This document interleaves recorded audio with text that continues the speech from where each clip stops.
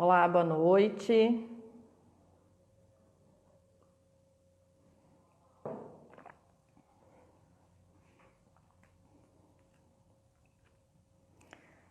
Oi, boa noite, pessoal. Tudo certo? Estão me ouvindo bem? O áudio tá bom?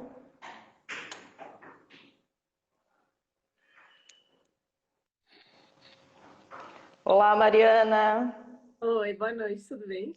Boa noite, tudo bem? Deu tudo certo. Tudo certo. Já falei, aqui a gente já teve todos os tipos de imprevistos e o importante é o conteúdo, vai dar tudo certo. Isso. O pessoal está entrando aí, então hoje é a nossa sétima live do Projeto Budiões, o nosso Papo de Papagaio, nosso sétimo Papo de Papagaio. O título hoje é Histórias de Pescador, como saberes populares contribuem para a conservação marinha.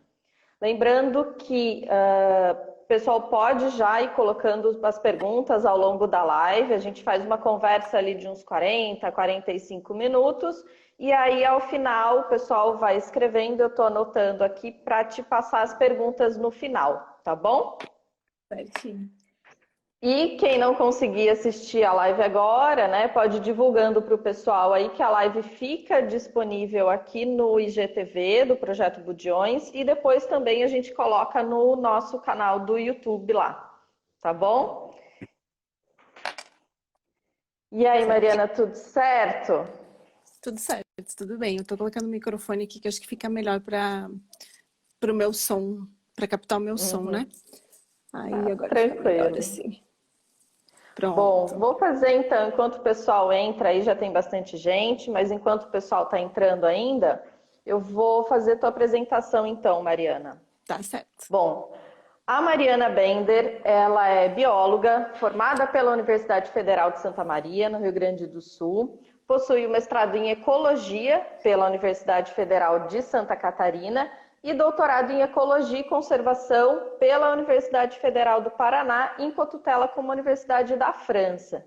Desde 2008, está vinculada ao Laboratório de Biogeografia e Macroecologia Marinha da Universidade Federal de Santa Catarina e atualmente ela é professora adjunta do Departamento de Ecologia e Evolução da Universidade Federal de Santa Maria, no Rio Grande do Sul. Entre as principais áreas de atuação e pesquisa estão a macroecologia, a ecologia de comunidades e conservação de peixes recifais, além do resgate dos dados históricos da exploração dos ambientes recifais no Brasil. Então, acho que papo com pescador você já teve bastante, né, Mariana? Eu tive essa experiência principalmente no mestrado, quando eu saí daqui de Santa Maria e aí eu acabei participando, eu fui da primeira turma do mestrado em Ecologia da Federal de Santa Catarina, isso foi em 2008. E na ocasião, quando eu prestei um pouco, acaba sendo um pouquinho de contar a minha história, assim, para o pessoal que está assistindo.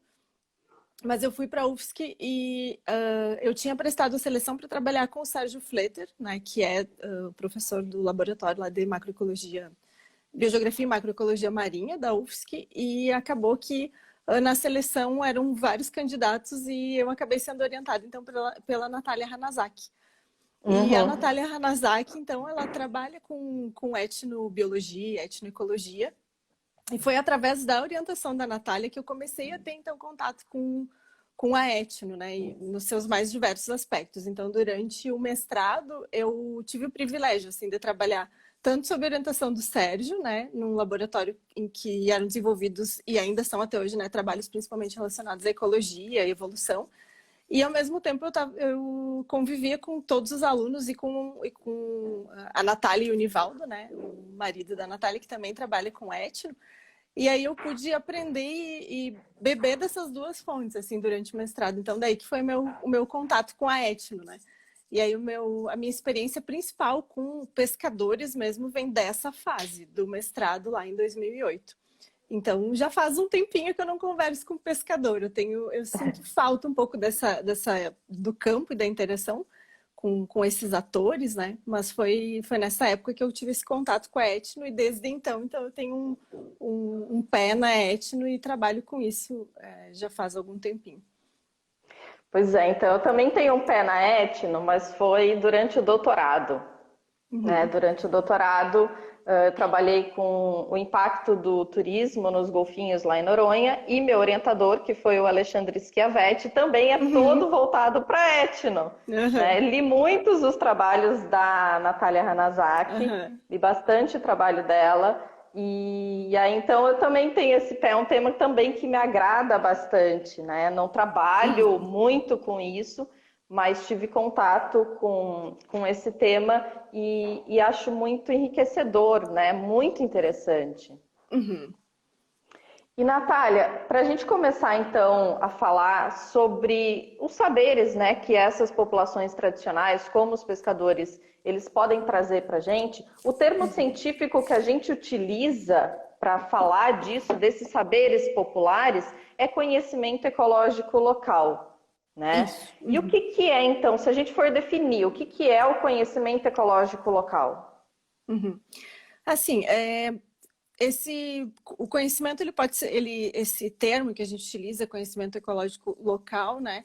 Dependendo da leitura, assim, que a gente for fazer, a gente pode encontrar também conhecimento ecológico tradicional ou conhecimento ecológico ou conhecimento indígena também, né? E aí, essa terminologia vai depender muito da literatura, né? Então, que o pessoal for acessar. Mas o conhecimento ecológico local, ele diz respeito, assim, basicamente, a um conjunto de saberes, né? Então, são práticas, são saberes que fazem parte de uma cultura, né? Também aspectos culturais, de uma população que habita determinado local. Então, esse conhecimento local, ele normalmente é transmitido da forma oral. Então, as populações e comunidades transmitem, né, de uma geração para outra esse conjunto de conhecimento, esse conjunto de saberes. E por isso, né, por a transmissão ser principalmente através dessa forma oral, né, não são registros e relatos escritos, como que é o que acontece, né, na nossa sociedade. Esse conjunto de saberes, ele é dinâmico, né, no tempo, e ele também é dinâmico no espaço. Então, uma comunidade que tem esse determinado conhecimento, por exemplo, em algum local do Nordeste, por exemplo, Caravelas, na Bahia, não vai ser necessariamente o mesmo conjunto de saberes que uma população, uma comunidade que está no Sudeste vai ter. Então, esse conhecimento, ele varia no tempo e no espaço, né? E diferentes atores, né, ou membros daquela comunidade vão adicionando seus saberes e aquilo forma um corpo, né, de conhecimento.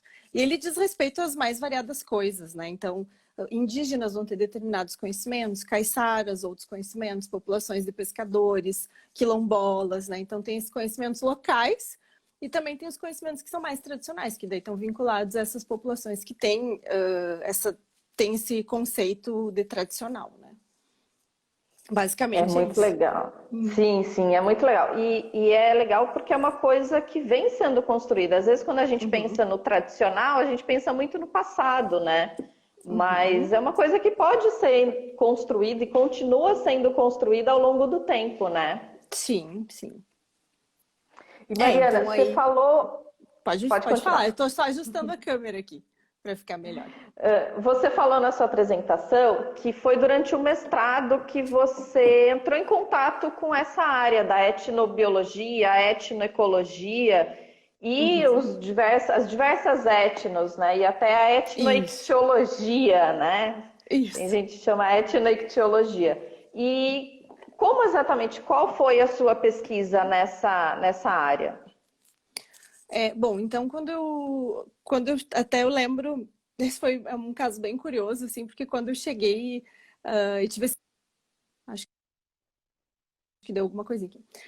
Quando eu cheguei na UFSC e tive esse primeiro contato com a Natália, o objetivo do meu trabalho do meu projeto era estudar peixes recifais ameaçados, né? Os peixes que ocorrem na costa brasileira e olhar para as características deles. Então, eu queria saber quais as características principais dos peixes ameaçados de extinção. E aí eu fui, e também de outros peixes. Então, esse trabalho foi bem legal. quando eu cheguei no laboratório para conversar com a Natália, ela falou, então acho bem interessante a gente fazer um estudo de caso sobre esses peixes recifais, sobre essa questão deles serem ameaçados. E aí, de imediato, eu me empolguei, assim, porque quando ela falou estudo de caso, eu pensei, eu vou conseguir de alguma forma mergulhar, né? Então, porque eu estava saindo daqui de Santa Maria e minha vontade, meu sonho era mergulhar e trabalhar com esses bichos, né? E aí, quando eu comecei a entender o que ela queria falar sobre estudo de caso, era assim, não, era tipo, não, vamos fazer outra coisa, que é assim, vamos trabalhar com conhecimento tradicional e tentar entender, assim, qual que é a percepção dessas comunidades, né? Então, comunidades de pescadores tradicionais, sobre essas espécies de peixe que são consideradas ameaçadas de extinção, né? Para a gente saber se eles também têm essa mesma percepção. Então, será que eles estão percebendo esse declínio das populações de peixes da mesma forma que os pesquisadores, né, estão percebendo? Então, foi esse o meu primeiro contato e o meu entendimento foi totalmente distorcido, né? E aí agora eu assim, entendo que isso foi uma etapa muito importante, assim, da minha formação, que aí foi quando eu comecei a entrar em contato com a ecologia histórica. E aí eu fui para Porto Seguro, então, no mestrado. Eu participei de um edital do Coral Vivo, que ainda hoje, eu imagino que ainda tem esses editais do Coral Vivo para concorrer a recursos para pesquisa. Então, são pequenos projetos que o Coral Vivo financia, né? Então, são projetos de alunos. Na época, eu era uma aluna de mestrado. E aí eu fui para Porto Seguro com outras duas colegas do laboratório e nós fizemos, então, entrevistas com os pescadores para saber quais eram as percepções deles lá no Recife de Fora, lá em Porto Seguro, sobre determinadas espécies de peixes que eu selecionei. Então, esse foi meu primeiro contato com etno e etnoictiologia, nesse caso. Então, foi bem revelador, assim, bem marcante, porque eu entendi uma coisa e daí eu fui para Porto Seguro entrevistar pescador. Então, foi muito legal. Então, e a sede do Projeto Budiões é aqui, né, em Porto Seguro. Estamos aqui em Porto Seguro. E durante essa sua experiência aqui em Porto Seguro, os pescadores citavam os budiões? Como que eles citavam tudo isso? Então, assim, quando eu fui a campo, eu selecionei espécies que já eram consideradas ameaçadas de extinção. E aí, Uhum. no caso, os caros trispinosos, que... Opa! Meu celular tombou. Os caros que agora é categorizado como ameaçado, né? Na época Uhum. não era. Então, ele tem essa categoria, se não me Uhum. engano, é de ameaçado endangered, né? Na lista. E... quando eu fui, então, a gente tinha outras espécies que eram listadas. E a lista, então, em 2008, não havia sido publicada essa última lista, né, que é de 2015, que contém mais. Então, foi uma avaliação muito maior agora, né? Então, eu também participei, vários colegas participaram dessas novas avaliações, né? E aí, a lista que saiu em 2015, então, contempla esse grupo, né? Esses grupos foram avaliados. Mas anteriormente não. Então aí eu fui a campo com uma lista de peixes bem mais reduzida. Então eu entrevistei eles sobre principalmente garoupas, né? O Uhum. mero-gato, o Epinephelus adsensiones, outros bichos que não, infelizmente eu não pude. Certamente teria resultados super interessantes sobre o budião azul, mas ou outros, né, budiões, mas não foi parte da lista de espécies investigada. Então, fazer essa pesquisa está nos planos aqui do Projeto Budiões. A Uhum, gente já criou todo o protocolo legal. e logo, quando a pandemia deixar a gente ir para campo de volta, a gente pretende. E aí a gente troca figurinhas aí, quem sabe dá para discutir algumas coisas Isso com aí. o seu trabalho também. Ô Mariana, e quando a gente fala do conhecimento de uma comunidade tradicional, sobre esse conhecimento ecológico local, conhecimento ecológico tradicional, às vezes as pessoas acham que é só relacionado à alimentação, que é só Uhum. como o pescador pega.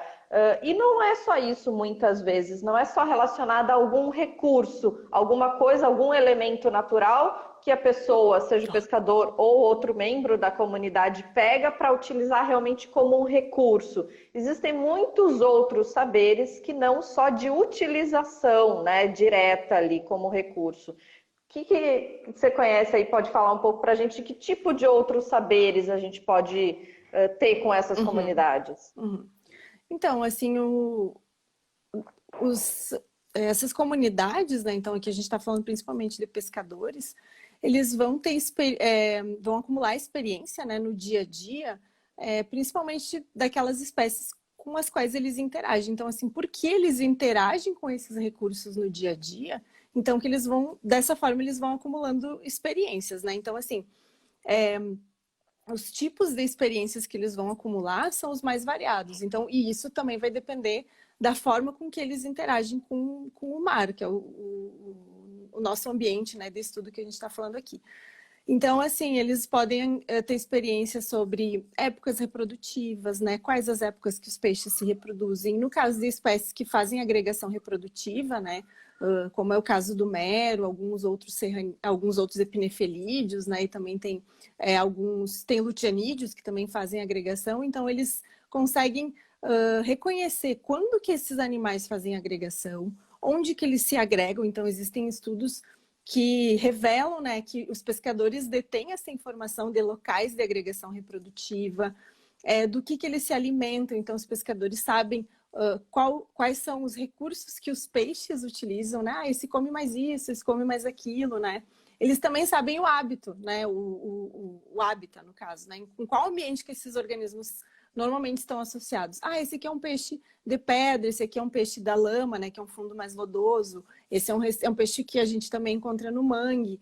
Então, assim, eles vão poder dizer sobre distribuição desses organismos, alimentação, também ontogenia, né? Assim, em que faixa do desenvolvimento, na etapa do desenvolvimento desses organismos, eles se encontram associados a qual hábitat, né? O mero pequeno, ele tá lá no mangue. Será que o grandão também fica? Então, assim, esse tipo de conhecimento eles também detêm. E aí, relatos super interessantes, assim, sobre organismos. Esse peixe come tal coisa, ou esse come outra coisa. Então, eu fiz um curso uma vez com o pessoal da Unicamp e com a Alpina, né, Begossi, que é uma das assim, pesquisadoras mais conhecidas da Etno. E nesse curso, acho que foi ela ou alguma pessoa que relatou um caso de um peixe, se não me engano, era de água doce, no caso do Rio São Francisco, em que os pescadores relatavam que aquele peixe, eu não tenho certeza aqui do local específico, mas é um caso bem interessante que o pescador relatava que o peixe comia mariposa, comia um inseto. E aí os pesquisadores duvidavam um pouco dessa informação e depois descobriram que, de fato, ele saía de dentro da água e comia esses bichos, assim, à noite, e encontravam no estômago, assim. Então, tem vários relatos super interessantes, assim, novidades, né, que são descobertas junto a esses informantes, né, essas pessoas que interagem com os recursos no dia a dia, e também da validação do conhecimento científico. Então, assim, de eu identificar, a dieta desse peixe é tal, será que os pescadores conseguem também identificar essa mesma dieta ou recurso do qual esses organismos se alimentam? Então, é bem interessante e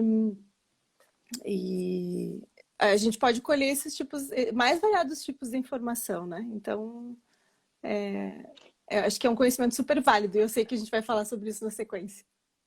Sim, sim.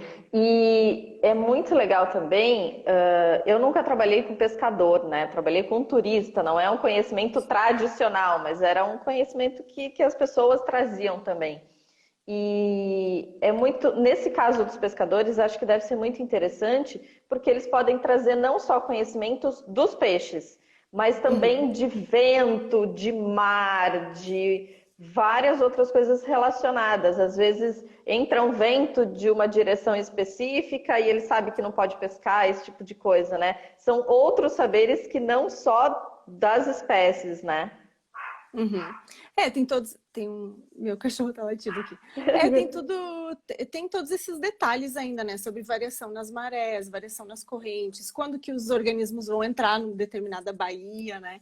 Então, assim, é um conjunto de informações bem diverso e o que os pesquisadores têm tentado fazer é coletar informações junto a essas populações, né, e comunidades ao longo da costa ou dentro, né, do Brasil adentro, e assim mostrar qual que é o grau de concordância, assim, das informações que essas populações têm com o que nós temos como cientistas, né? Então, assim, é ver se existe uma homogeneidade, né, nessas informações.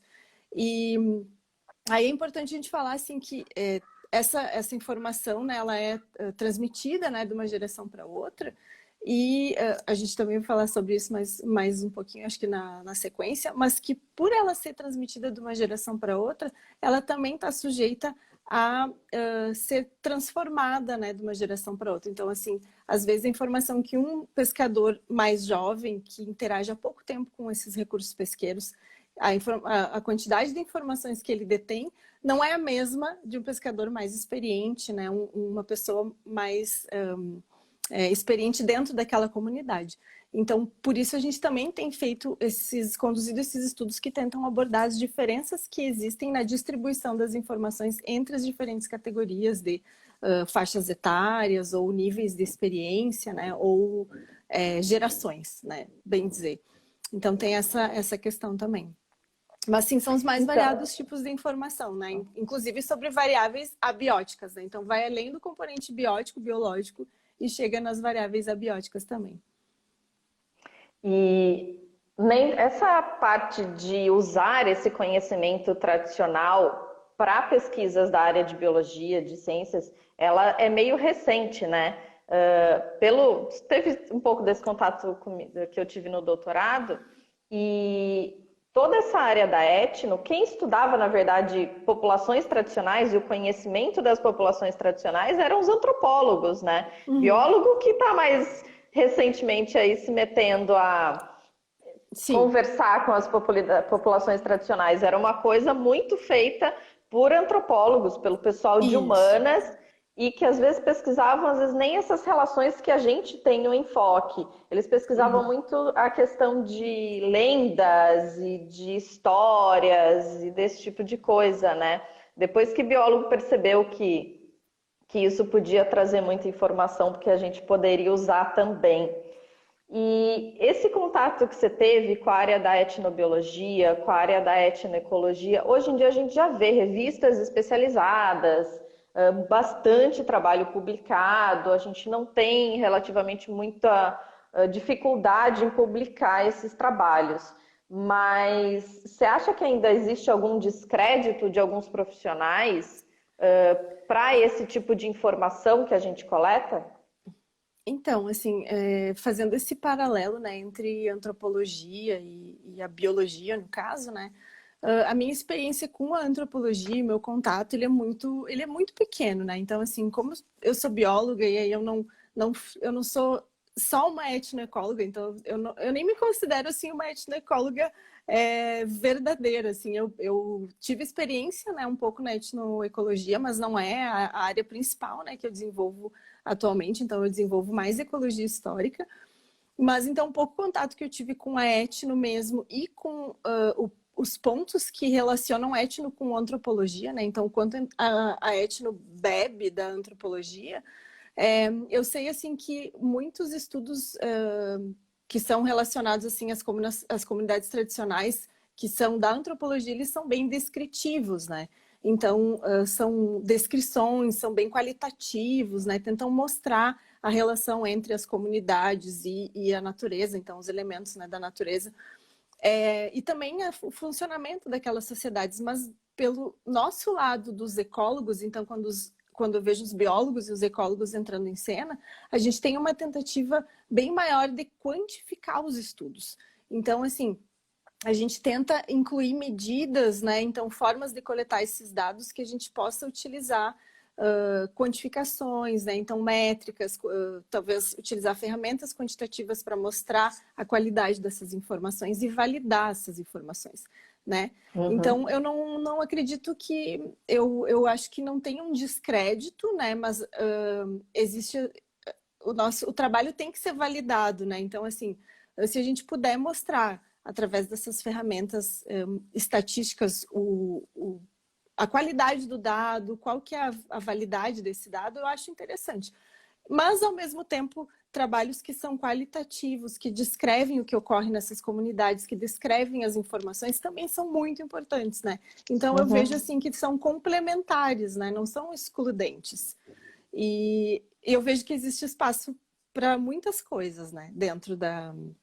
Para vários estudos. Então, dentro da etnoecologia ou na etnobiologia, tanto os qualitativos quanto os quantitativos podem ser desenvolvidos. Mas, assim, descrédito, eu não gostaria de dizer, assim, que tem descrédito, mas a gente tenta utilizar essas ferramentas quantitativas. Tenho a mesma opinião, Mariana. Exatamente a mesma opinião. E, Mariana, ao longo desse seu contato com a Etno, ou durante a sua pesquisa, né, outros papers que você leu, você lembra de algum exemplo de alguma comunidade que usou esse conhecimento ecológico local, tradicional, para a conservação e o manejo dos peixes recifais? Das comunidades diretamente? Sim. Eu vejo, eu li alguns trabalhos, mas eu não lembro exatamente os detalhes, sobre os próprios pescadores, por exemplo, criando os acordos de pesca, né? É um uso direto desse conhecimento e o pesquisador vai lá e acaba descrevendo e ajudando todo esse acordo de pesca, que o conhecimento para basear esse acordo de pesca vem dos próprios pescadores, né? Uhum. Assim, o que eu sei, assim, um pouco sobre... assim, existem outros exemplos, né, em alguns outros lugares do mundo, né, para isso, para esses acordos de pesca, considerando o que é feito dentro da comunidade, então as soluções que são apontadas ou determinadas ali dentro, né, do sistema da comunidade. Na costa brasileira, assim, eu não conheço exemplos, né, dessa utilização, né, no caso para a costa. Eu sei que existem, por exemplo, comunidades caiçaras, né, então ali no litoral de São Paulo. Dentro dessas comunidades existem formas de manejo dos recursos e divisão no uso e acesso dos recursos, assim. Então, esse acesso aos recursos é determinado, por exemplo, por parentesco. Isso, trabalhos lá da Alpina e da Natália Hanazaki, que mostram isso, né? Que dependendo do parentesco, do grau de parentesco, determinadas pessoas têm ou não acesso aos recursos e tem um manejo ali. Né? Então, assim, tem exemplos muito interessantes na literatura de lugares nos recifes, por exemplo, na Polinésia, né? Tem alguns lugares nos recifes que são considerados sagrados por determinadas comunidades, né? Então, esses lugares ainda são considerados, são muito preservados porque são considerados sagrados por aquela comunidade tradicional. Então, eles não são acessados, ninguém vai lá pescar, ninguém vai lá explorar, porque tem essa questão do sagrado aí em torno de determinado local. Mas acho que é por aí, assim, acho que é bem válido, mas ao mesmo tempo vejo que existe, em termos práticos, né, existe uma dificuldade, eu acho, de que os gestores utilizem esses acordos que existem dentro da comunidade e implementem esses acordos que existem dentro da comunidade. Principalmente quando se tem atores, ou no caso pescadores, né, que têm diferentes formas de utilização dos recursos. Então, se tu tem por exemplo, uma resex, assim, né, uma reserva de uso extrativista, em que ela tem múltiplos atores, então tu tem pescador de cerco, tu tem pescador de linha, tu tem o pessoal que trabalha com turismo, então tu tem vários interesses ali em jogo, e aí é um pouco difícil de fazer esses diferentes atores conversar. Então, eu acho que esse é um grande desafio, assim, para os gestores, né? E também para quem trabalha com pesquisa, para a gente tentar ajudar esses diferentes atores a dialogar. Eu acho que esse é um dos grandes desafios que a gente tem pela frente. Então, você passou por isso também? Não sei se eu respondi a tua pergunta. Sim, claro, claro. Essa história é muito legal, né? Essas áreas sagradas, né? Acabam ajudando muito a conservação, né? E quando a gente se propõe a fazer um trabalho que envolva esse conhecimento tradicional, a gente já tem todo um preparo antes de protocolo e comitê de ética, a gente se prepara muito e, como todo pesquisador, a gente tem um plano a seguir. Às vezes esse plano, quando a gente chega lá na comunidade, ele às vezes cai por água abaixo e muda completamente, esse tipo de coisa. A gente, quando vai para campo, os mundos são muito diferentes às vezes, Uhum. né? O mundo Sim. científico do mundo tradicional, e a gente faz aquele planejamento lindo de não sei quantas entrevistas, Ah, ou sim. questionários, e faz Uhum. aquele lindo planejamento que pesquisador adora fazer, e chega lá, às vezes a gente encontra dificuldades que até imaginava, ou às vezes algumas Uhum. dificuldades que a gente nem imaginava que ia enfrentar. Durante a sua experiência, qual foi o principal desafio? Qual o principal desafio que você acha que é um pesquisador, um biólogo, uma pessoa da academia, chegar numa comunidade tradicional para coletar esses dados? Bom, eu acho que uma coisa que é bem um aspecto assim que é bem sobre o desenvolvimento da pesquisa e o planejamento, né, que é bem importante e que eu indico assim, né, para todo mundo que vai desenvolver um projeto junto a essas comunidades, não necessariamente pescadores, pode ser outra comunidade tradicional, mas assim como a gente faz um piloto quando a gente vai a campo e vai fazer um mergulho, que é coletar informações de peixes, por exemplo, os dados das entrevistas a gente precisa também fazer um piloto, né? Então, o que isso quer dizer? Às vezes eu vou a campo esperando, né, que os pescadores daquela região vão ter informações e vão conseguir reconhecer 10 espécies de peixe lá que eu estou interessada. Mas aí tu vai a campo e a qualidade da informação não é boa para todas aquelas 10 espécies. E aí tu descobre que tu precisa diminuir um pouco o teu universo amostral, né? Ou seja, a tua quantidade de espécies que vão fazer parte da tua amostra. Então, eu vou reduzir para 5. E aí, para essas 5, eu vou ter qualidade da informação. Então, eu acho que esse ajuste do piloto, assim, é fundamental. Então, essa pesquisa que a gente faz antes de ir a campo e, de fato, coletar os dados, a gente chama, né, essa etapa piloto, né? Então, esses ajustes são bem importantes. Uma outra coisa que é bem interessante, assim, que vai depender muito da comunidade que tu está acessando, né? Se é uma comunidade... Eu tenho experiência em comunidades que são... que têm contato com os que estão em centros urbanos maiores, né? Então, uma comunidade, por exemplo... Ai, desculpa, um cachorro, meu colo. Um centro urbano, por exemplo, Porto Seguro, tu não... as pessoas têm contato, né? Umas com as outras, assim, não é uma comunidade fechada, é isso que eu quero dizer. Então, se tu vai para uma comunidade pequena, isolada, fechada, então, assim, às vezes os pesquisadores precisam ir para esses locais e ficar 1, 2 meses vivendo naquela comunidade, experimentando, né? Tentando ser aceitos, para depois, aí sim, passarem para a etapa de coleta das informações. Então, imagina assim, pelo lado do antropólogo, né? O antropólogo que vai para uma comunidade indígena lá no centro da Amazônia, ele precisa ir ficar meses, né, inserido dentro daquele contexto para conseguir coletar informações e saber mais sobre aquela comunidade. Então, eu acho que o piloto é bem importante, vai depender muito da realidade da comunidade que tu vai acessar, né, se ela é mais urbanizada ou não. E aí tem toda a questão do...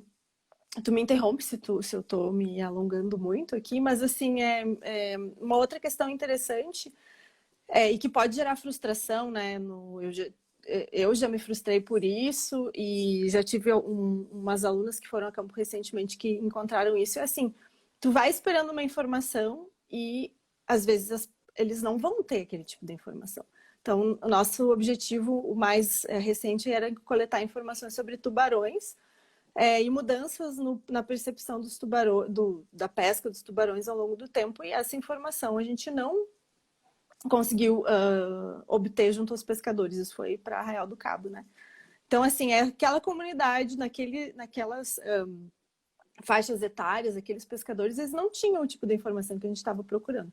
Então, a gente tem que estar preparado também para isso, para ir a campo, ser desafiado por isso, pelo tipo de informação que essas pessoas detêm, e, de repente, o nosso objeto de pesquisa ser transformado pela informação que os usuários detêm, né? Então, assim, tu vai pesquisar tubarão e pode ser que tu acabe com informações sobre anchova, né? Então, é uma realidade, assim, que a gente tem que trabalhar, né? São pessoas, então é bem diferente da gente ir a campo, sair e mergulhar e contar peixinho. Pois é biólogo trabalhando com pessoas, né? E às vezes Isso. isso assusta um pouco, tira a gente da nossa zona de Uhum. conforto, né? E essa área da pesquisa de etno e de saberes populares sobre os peixes, né, que a etnoictiologia, você vê que é uma área em crescimento, porque antigamente a gente via muito era etnobotânica, né? A etnobotânica Uhum. dominava muito as publicações. Você acha que a etnoecologia ela está crescendo hoje em dia? Eu acho que sim. Dentro do grupo que eu participava, né, lá em Florianópolis, da Natália, tinham muito mais etnobotânicos, né, então o pessoal bem mais ligado às pesquisas com etnobotânica do que a etnoecologia, mas também tinham, né, as pessoas que estavam começando a ir para essa área, né, mas no meu caso, ecologia histórica, e eu acho que essa conversa maior, assim, dos ictiólogos com os pescadores, tentando incorporar aí o conhecimento tradicional, vem de alguns grupos, né, que estão desenvolvendo isso. Então, tem algumas pessoas, assim, alguns grupos específicos de pesquisadores aí ao longo da costa que têm puxado isso, né, e isso tem se espalhado, assim, acho que tá bem padronizado, assim, né, tipo, bem distribuído ao longo da costa. Então, tem pesquisadores trabalhando com isso em vários pontos na costa, então tá bem interessante. Então, desde aqui do Rio Grande do Sul, né? Então, em Santa Catarina tem o grupo da Natália, eu também trabalhei lá. Tem o pessoal em São Paulo trabalhando, tem Vinícius Gíglio, né? Que fez muita coisa já na Bahia. Então, eu acho que tem bastante coisa ainda para ser feita. Então, eu avalio assim que está crescendo e tem muitas perguntas que a gente ainda pode responder com a ajuda das comunidades tradicionais, do conhecimento, né, dessas pessoas. Isso é bom, é muita pesquisa para acontecer e muita oportunidade aí para o pessoal da graduação, muito TCC, Isso. muita dissertação ainda para acontecer nessa área, né? Quem gosta dessa área tem muita oportunidade. E a sua área, como você falou, é ecologia histórica, né? Uhum. E a gente vê que hoje em dia muitas comunidades já deixaram de pescar, ou estão pescando bem menos. As gerações mais novas, muitas não querem seguir a profissão dos pais, não querem seguir essa área porque tem outras áreas mais rentáveis, né? E mesmo que a pesca, ela tem deixado hoje em dia, principalmente a pesca tradicional, ela tem deixado de ser uma atividade tão rentável e tão bem vista pela geração mais nova. Como que você defende isso, né? É importante a gente olhar para o passado também, por mais que isso está se acabando, não se acabando, mas Uhum. acontecendo menos, mas a gente ainda tem que olhar para o passado, né? Como Uhum. que você olha essa importância de olhar o passado?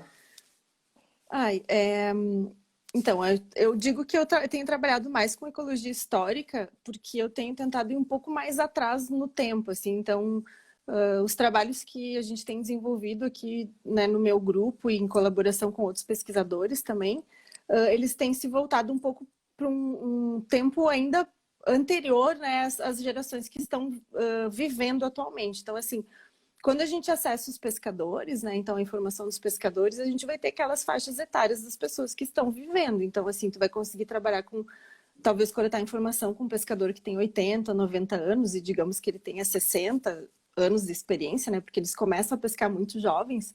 Muito. É muito, muito importante a gente coletar essa informação junto com o pescador mais, o ancião da comunidade, o mais idoso. Por quê? Porque ele provavelmente viu coisas e viu mais transformações no ambiente, né, no ambiente recifal ou marinho, do que o pescador mais jovem, que tem menos experiência. Então, um pescador dos 20 anos, né, ele não tem tanta informação, não viu tantas mudanças, porque viveu menos, né? E aí a gente tem tentado avaliar essas diferenças, né, de uma faixa etária para outra, ou de uma geração para outra, para ver assim como que o conhecimento está sendo transmitido e quais são as mudanças que os mais velhos viram que os mais jovens não viram. Então, assim, tem alguns trabalhos que o pessoal tem tido dificuldade, eu vejo o pessoal indo a campo, tem dificuldade para conseguir informantes, né, ou pessoas para entrevistar, no caso, mais novos, porque essas pessoas não estão mais pescando.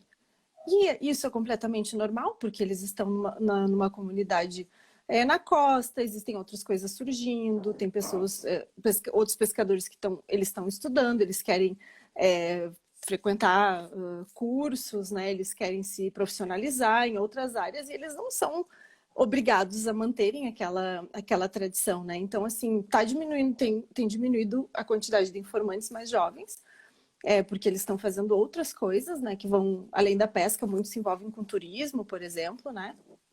E eu acho que é importante a gente acessar as informações que eles têm, mas isso está se perdendo, né? Então, algumas comunidades estão perdendo esses pescadores, esses usuários aí mais novos. E aí, sobre ecologia histórica, então, ir mais atrás ainda no tempo, o que a gente tem tentado fazer, assim, é descobrir o que tinha nos recifes na costa brasileira antes, né, dessas há 100, 200 anos atrás e também muito tempo atrás, quando existiam povos coletores aqui na costa brasileira, né, os sambaquis. Então, a gente está indo bem atrás no tempo, também coletando informações nos museus, assim, para ver o que os naturalistas que passaram na costa brasileira viram, tanto para peixes quanto para outros organismos e para corais também, formadores da paisagem recifal, né? Então, a gente está interessado nisso, assim, ir um pouco atrás, né, lá no tempo e também utilizar informações dos pescadores, mas ir além, né? Porque provavelmente as mudanças foram bem maiores do que essas gerações as gerações que estão vivendo aí conseguem nos dizer. Muito legal. E os sambaquis são estruturas, né, que foram feitas por comunidades tradicionais há muito tempo. Eu não sei se todo mundo aí conhece, sabe o que é um sambaqui. Você pode explicar aí para a galera? Tem um pessoal novo aí. Posso. Os sambaquis, então, eles são, de uma forma assim, bem coloquial, né, da gente explicar, são amontoados de conchas, né, que foram depositados por pessoas que eram habitantes da costa brasileira, né, povos indígenas que eram caçadores-coletores, então eles utilizavam esses recursos, por exemplo, se alimentavam de moluscos, pescavam peixes e aqueles restos iam sendo depositados em alguns locais na costa.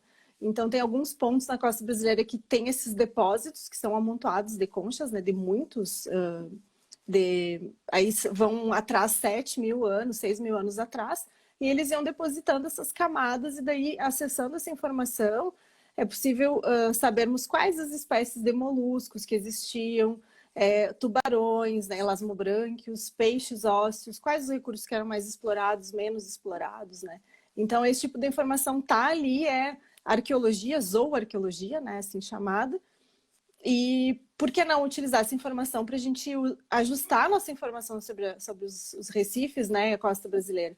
Então tem muita informação bem rica aí que ainda precisa ser incorporado nos estudos ecológicos, né? E vocês têm alguma dificuldade de acessar esses sambaquis? Eu me interessei bastante disso. Às vezes ele fica próximo de alguma comunidade tradicional e eles não deixam acessar ou deixam alguma coisa assim? Então, eu tive que desconectar aqui meu fone. A informação do sambaquis, o que tem acontecido é que, assim, no nosso caso, a gente tem compilado informações da literatura.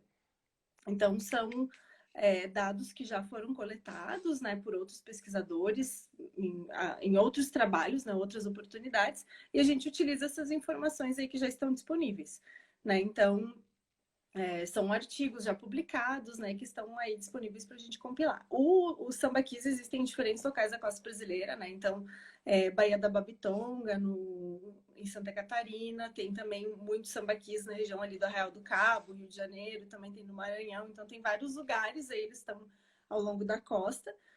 E basicamente são especialistas que trabalham com isso, que acessam essa informação. Então, o pessoal da arqueologia mesmo usou arqueologia para coletar tudo isso, depois identificar, né, os dentes, os otólitos, então é bem específico. Eu nunca acessei um sambaqui, eu tenho curiosidade, mas essas informações aí eu nunca vi em campo, né, mas são bem interessantes. Mariana, a gente, quando vai com um roteiro de entrevista para campo, o pesquisador, né? E a gente acaba saindo desse roteiro, né? E principalmente pescador tem muita história para contar, né? Acho que por isso que a gente colocou esse título para a live.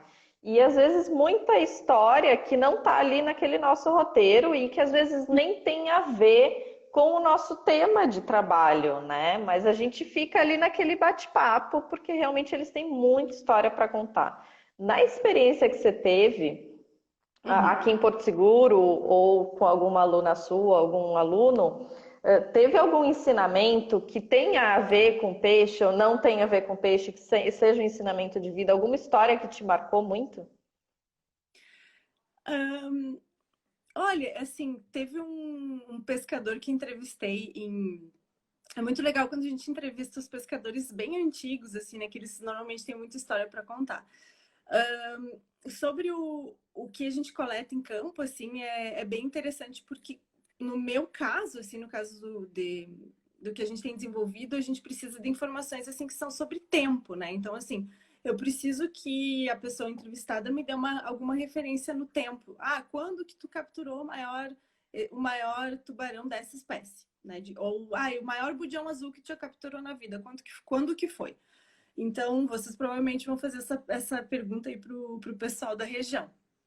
Só que às vezes, muitas vezes, esses informantes não vão lembrar quando que foi isso. Como que uma criatura que pegou um peixe em 1900, sei lá, se foi 60, foi há quanto tempo atrás? Será que ele vai saber a data exata, né? Então, assim, aí ele fica assim, ai, não sei, não lembro. Aí tu tem que utilizar de alguns recursos para tentar ajudar ele a lembrar dessa data. Então, daí tu tem que dizer assim, ó, tenta lembrar, será que não foi não teve um outro momento marcante próximo daquela data, um filho que nasceu, alguém que casou, Brasil ganhou a Copa, alguma coisa assim, para que ative a memória. Então, assim, em campo, às vezes o pessoal falava, esse peixe aqui, desse tamanho, eu pesquei quando tinha empresa tal aqui. Aí eu anotava lá em campo, e daí depois eu fui descobrir que era uma empresa que era de beneficiamento de peixe, que existia em Porto Seguro, eu não lembro, acho que talvez década de 70 e 80. E aí, baseado nisso, eu consegui estabelecer, ó, que então isso aqui foi na década de 70 ou década de 80. Então, isso também a gente tem que estar munido disso, assim, para estar preparado para que esses detalhes, essas intercorrências podem acontecer em campo e a gente tem que tentar coletar informação, né? Afinal, é o teu campo, é o teu trabalho. E, assim, trabalhar com um pouco de paciência, porque nem sempre as pessoas estão dispostas a serem entrevistadas ou estão querendo compartilhar, né, a experiência delas. Então, a gente precisa ter paciência.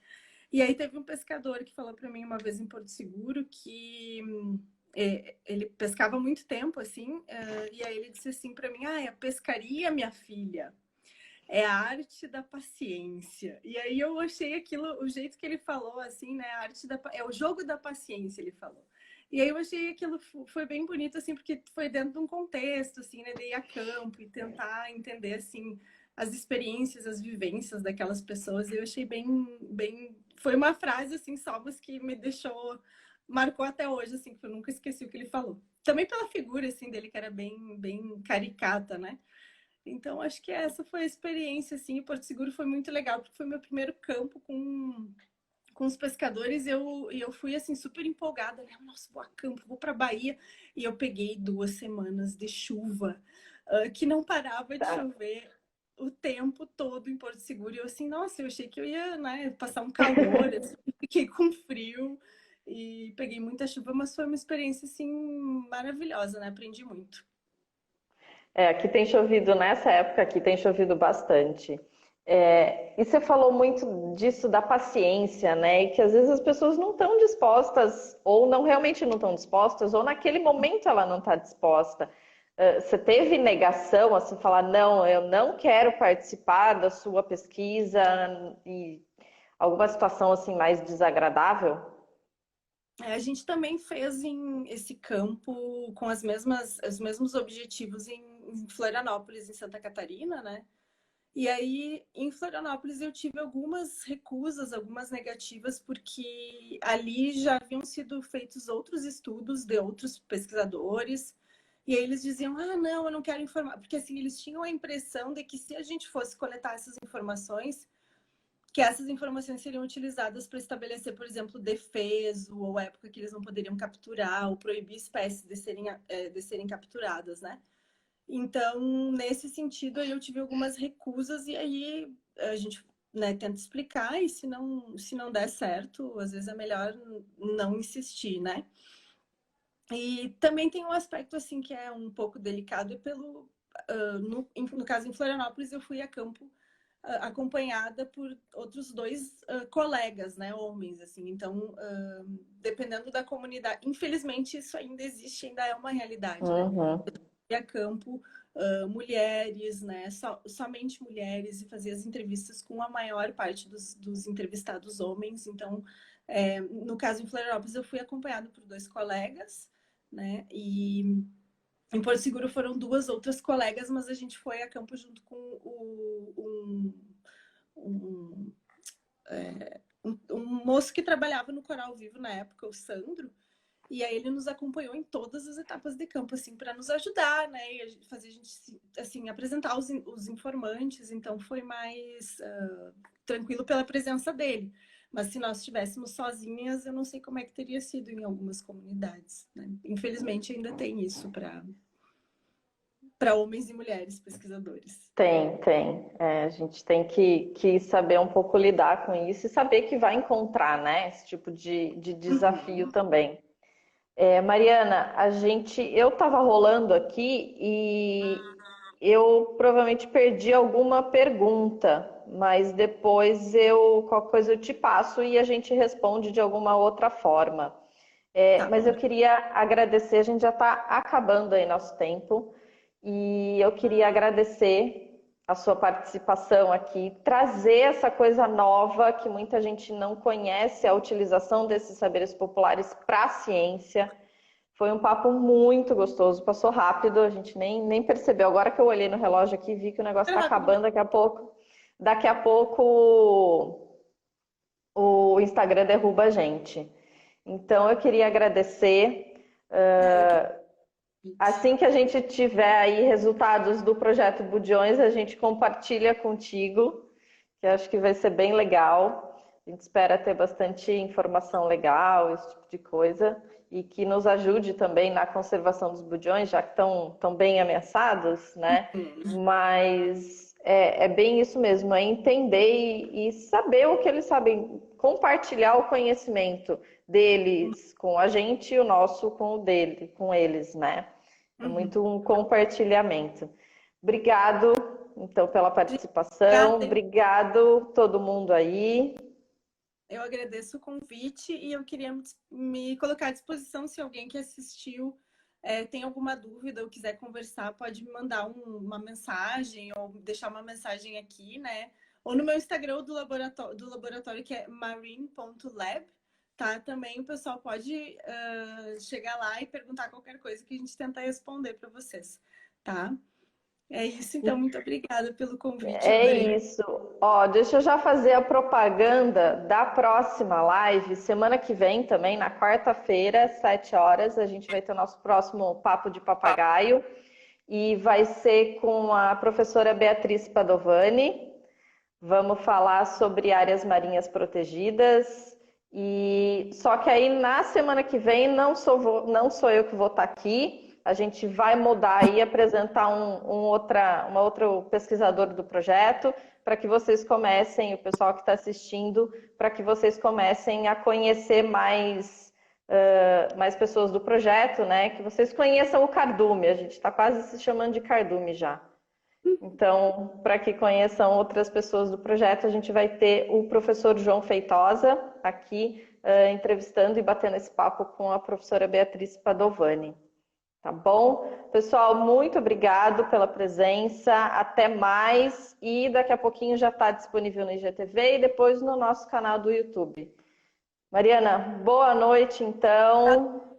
todo mundo, A gente gente. segue em casa, né? A gente segue em Isso casa. aí, seguros.